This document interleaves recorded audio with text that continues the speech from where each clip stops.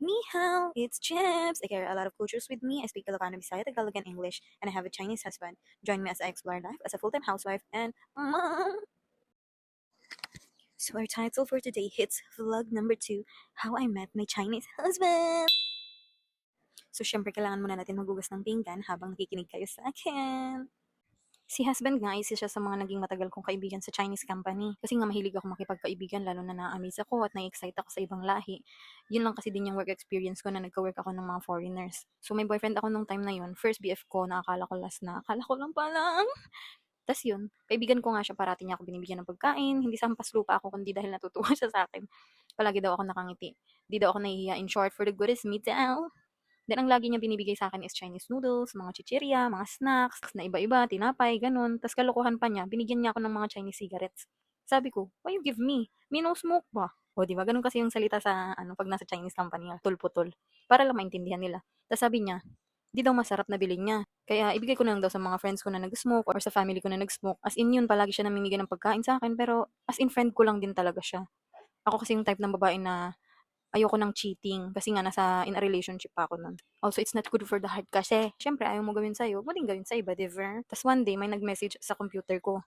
Sabi dun, pwede ba daw ako makadate or maging girlfriend? Tapos pagtingin ko, si husband. Tapos ang reply ko, inisip ko kasi, baka namali lang siya ng sinendan kasi nga naku, kung alam nyo lang yung ugali ko kung sinong mga nakakakilala sa akin. Alam nyo yan, paano ako kabaliw. Sige, akong buwang-buwang sa company, nasayaw pa ako. Example, mag-in na ako. Syempre, dadaan ako sa hallway. Of course, pagpasok mo, pagtitinginan kanila kasi bagong shift yung dumating. Syempre, dahil nga for the borikat ako, kailangan ko every good morning ng exhibition. Kung ano-ano, naga-model, nagasayaw. Minsan, stop ako sa hallway, kakanta. Tapos minsan, magluloko-loko ako sa mga Chinese. Sabihin ko, hello, xiao shang hao.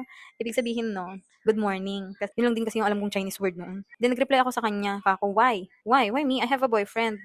Yes, sinabi ko agad na may boyfriend ako. Pero sa totoo na nagkakalabuan na kami ng boyfriend. Yung mga times na iniisip ko na parang mas magiging okay kami if mag-break na. 5 or 6 years na kasi kami. At siya yung unang boyfriend ko kaya ayoko talaga sana ng cheat. Tapos yun, nung nag-reply na ako, todo chat pa din siya.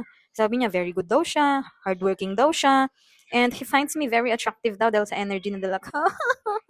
Then, yun, kahit anong sabihin niya, ayoko talaga. Tapos nireto ko pa yung kawork ko. Tapos lagi pa din siya nagbibigay food sa akin. Hindi nagbago yung trato niya sa akin after ko siya din.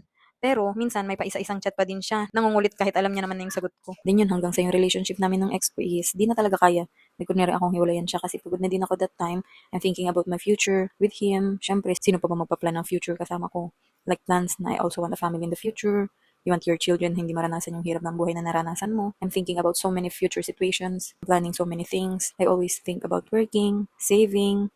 Kaso di kami nagkaintindihan talaga sa part na yun. Kaya sabi ko sa sarili ko, I can't force someone to see the value of building a future with me. My only job is to protect my boundaries. And the first step to love myself is the boundary of goodbye. Then yun, nag-break kami, tapos tiniis ko talaga na di siya i-message. Kasi naisip ko na pag magbabalikan kami, gano'n na naman, uulit at uulit lang. After nun, continue pa din si husband mag-chat sa akin kasi nga for the friendship kami.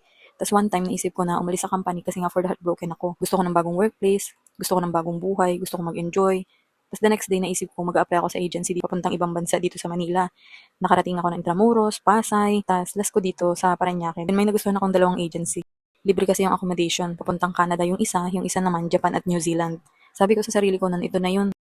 Pasa ko na yung requirements ko, pati passport ko. Bata pa lang ako, gusto ko na mag-asawa ng foreigner pero American. Bukod sa napapanood ko sa TV, gusto ko din yung maputi at malalahian talaga yung anak ko.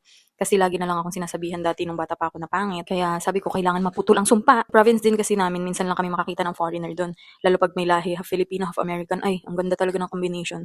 Kaya sabi ko nung bata pa ako, paglaki ko, gusto ko may anak akong may lahi. Din yung naisip ko, baka sa labas talaga ng bansa ang future ko. Waiting na lang ako sa call habang naglalakad ako kung ano nung bigla yung pumapasok sa isip ko. Ang boring ng buhay ko, walang excitement. Pumapasok ako, kain, tulog, sahod, like, it's no one cares is me. Tapos naisip ko, ano kaya kung pumayag ako sa, ni husband. Tapos minessage ko siya, mga ilang weeks na papayag ako, pero kinakabahan ako, baka tsuktsakin lang ako. Tapos iwanan ako ganun, parang teleserye ba? Sakdan ako, bugbugin pag di na kami okay. Kasi syempre, di ba, ibang lahi. Di ko naman alam ugali ng mga Chinese. Pag naiisip ko lang dati na mga Chinese people is seryoso, masungit, ganun, di naman pala. Focus lang talaga sila sa trabaho nila. Then, yun sa sobrang galante niya sa pagkain, ako kahit kaibigan ko sa mga work site, kung anong ibigay niya sa akin, yun din sa mga friends kong Pinay. Alam mo yung napaisip ako, nagpapakitang gilas ang check 182. Pero inisip ko nga dati na friends lang kami, grabe na magbigay. Ano pa kaya na pinayagan ko na siya manligaw. So sabi ko mabait talaga siya, kumbaga di siya madamot, may mga ibang Chinese din kasi na madamot at masungit. Kaya good siya sa. Tapos sabi niya sa akin, come with me later. I'll fuck you hard. Charot! I go home, I order food for kasi nga shifting nila so medyo matagal kaming hindi magkikita para daw may kainin ako baka magutom daw ako. Tapos nung tumayo na siya, sumunod na ako sa kanya.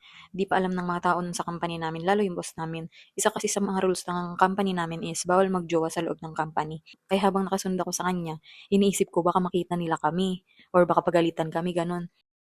Tas ito, di ko talaga makalimutan. Nasa malapit na kami sa elevator. Eh, andun na yung mga foreigner kasi out din nila. Nagulat ako mga ma'am, hinawakan niya kamay ko sa harap ng maraming tao. Yung iba, mga kawork pa namin. Eh, alam nilang loko-loko ako dun. Tapos nung hinawakan kamay ko, tuwang-tuwa sila. Naghiyawan sila. Diyos ko, nagbalakpakan pa. Tapos alam niyo ba, Diyos ko, yun yung pinakaunang nahiya ako sa buong buhay ko. As in, yung pisngi ko ng itim. Alam nga naman sabihin kong namulay ang itim ko. Eh, di naloka kayo. Comment for part 2!